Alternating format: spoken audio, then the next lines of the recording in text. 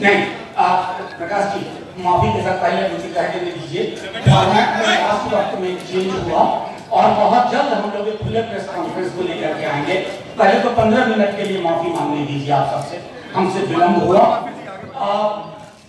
नेता प्रतिपक्ष ये दूसरी बार है तेजस्वी कह के आप लोग प्रेस आप मुझे अब सारे सवाल आपके लूंगा, बस एक बार विनती है मुझे अपनी बात रख लेने दीजिए।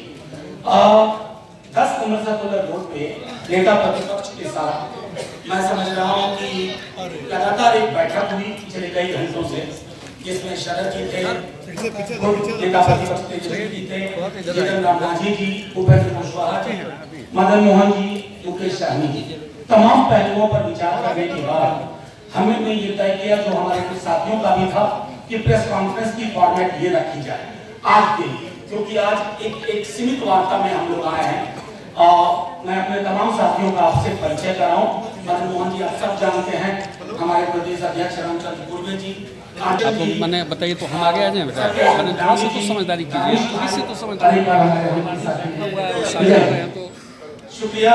मैं 2-3 बातें मोदी अभी आप लोगों के समक्ष रखना चाहता हूँ। समाजवादी सरोकार और धर्मनिरपेक्षता के महागठबंधन की पहली प्रेस वार्ता के रूप में लिया जाना चाहिए।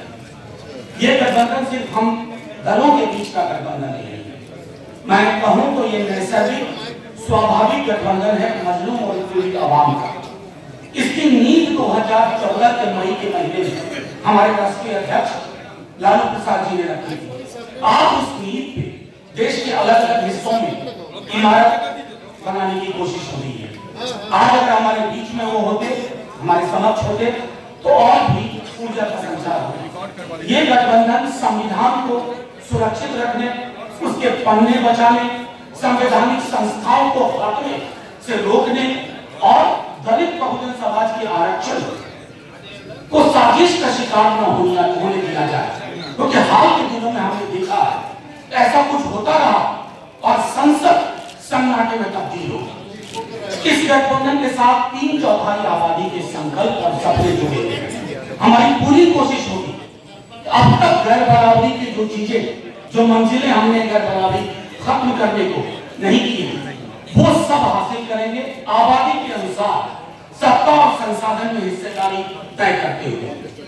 आप जब हमारे गठबंधन की पूरी लिस्ट क्रमशः आने वाले दिनों में देखेंगे, आपको यकीन के साथ कहता हूं कि वंचित समाज का प्रतिनिधित्व, ऐसे समाज का प्रतिनिधित्व जिनके प्रतिनिधित्व पर अभी तक प्रश्नवाचक चिन्ह लगा हुआ है, राजद के साथ साथ हम सब भली भांति वाकिफ हैं।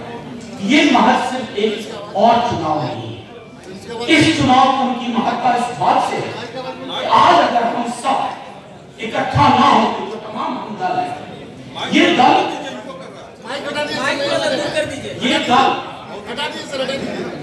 सिर्फ उस वजह से नहीं है कि हम अपने अस्तित्व के लिए लड़ रहे हैं, हम संविधान के लिए लड़ रहे हैं, इस मुल्क के आखिरी इंसान के लिए लड़ रहे हैं। और शायद यही वजह है कि चाहे राजद हो, कांग्रेस हो, लोजद हो, हम हो, वीआईपी हो, रालोसपा हो, हम सब ने अपनी अपनी सीटों को कम करने का काम किया है। बिहार की लिबरेशन पहली बार हमने अपने कोटे से उनको एक सीट दी है और शरद जी ने भी साफ किया है कि वो और उनके साथी हमारे सिंबल पे राजद पे लड़ेंगे और चुनाव के पश्चात वो हमारे में विलय कर रहे हैं। ये तमाम मोटी चीज है और ये कि महागठबंधन से राज्यसभा की जो पहली सीट जाएगी वो सीट बिहार कांग्रेस के किसी नेता को जाएगी। ये चंद घोषणाएं मुझे करनी थी। माफी के साथ विलंब के लिए मेरे प्रदेश अध्यक्ष आपको जो मूल जानकारी थी सीटों के बारे में वो पूरे तौर पर महागठबंधन 2019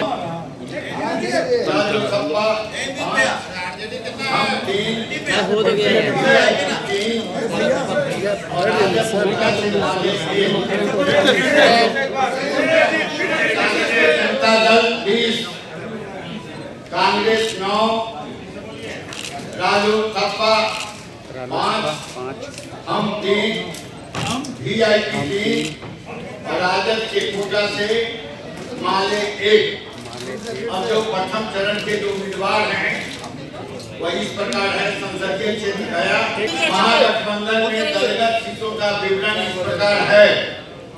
राजद 20, कांग्रेस 9,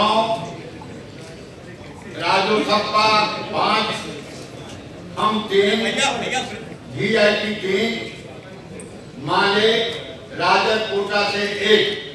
और जो प्रथम चरण का जो चुनाव प्रारंभ हो उसका नॉमिनेशन प्रारंभ हो चुका है। संसदीय क्षेत्र गया दल वहां पर हिंदुस्तान आवाम मोर्चा चयनित उम्मीदवार माननीय श्री जीतनराम मांझी। गया के बाद नवादा संसदीय क्षेत्र वहां से राजद के उम्मीदवार श्रीमती विभा देवी।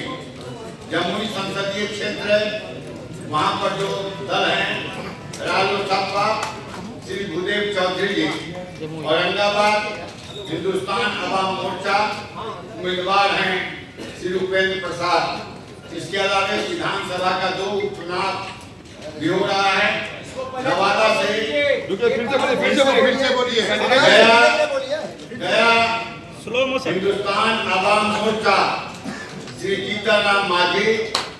नवादा राष्ट्रीय जनता दल श्रीमती विभा देवी। जमुई रालोसपा श्री भूदेव चौधरी। औरंगाबाद हिंदुस्तानी आवाम मोर्चा श्री उपेंद्र प्रसाद।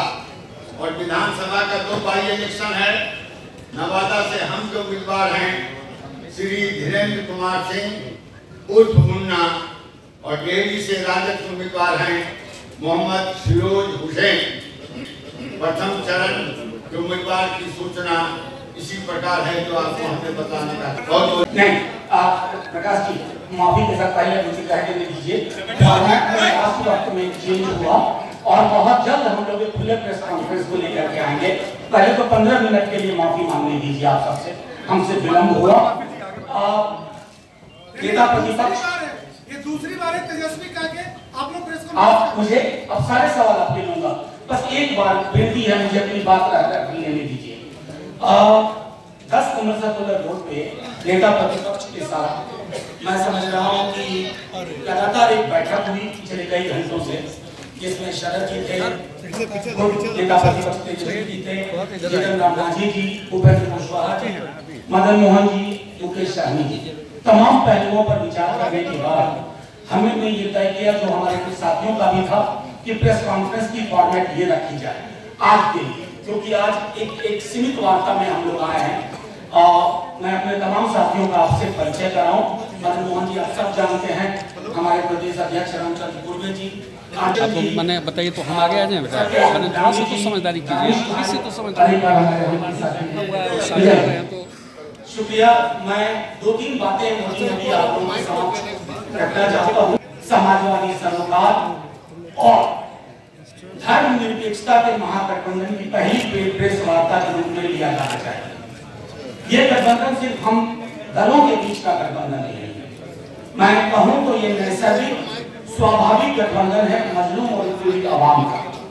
इसकी नींव 2014 के मई के महीने में हमारे राष्ट्रीय अध्यक्ष लालू प्रसाद जी ने रखी थी। आज उस नींव पे देश के अलग अलग हिस्सों में इमारत बनाने की कोशिश हो रही है। आज अगर हमारे बीच में वो होते, हमारे समक्ष होते, तो और भी ऊर्जा का संचार होता।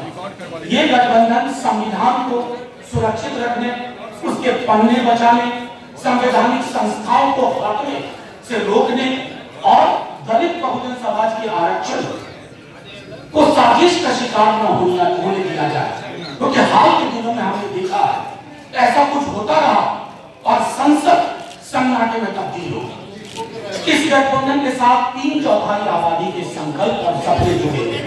हमारी पूरी कोशिश होगी अब तक गैर बराबरी की जो चीजें, जो मंजिलें हमने गैर बराबरी खत्म करने को नहीं की है, वो सब हासिल करेंगे आबादी के अनुसार, सत्ता और संसाधन में हिस्सेदारी तय करते हुए।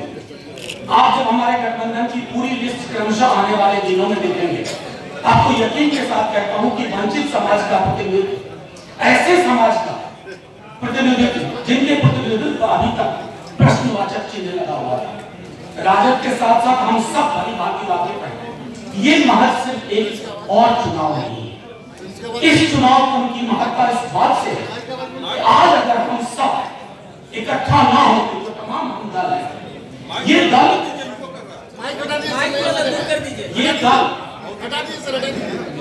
सिर्फ उस वजह से नहीं है कि हम अपने अस्तित्व के लिए लड़ रहे हैं, हम संविधान के लिए लड़ रहे हैं, इस मुल्क के आखिरी इंसान के लिए लड़ रहे हैं।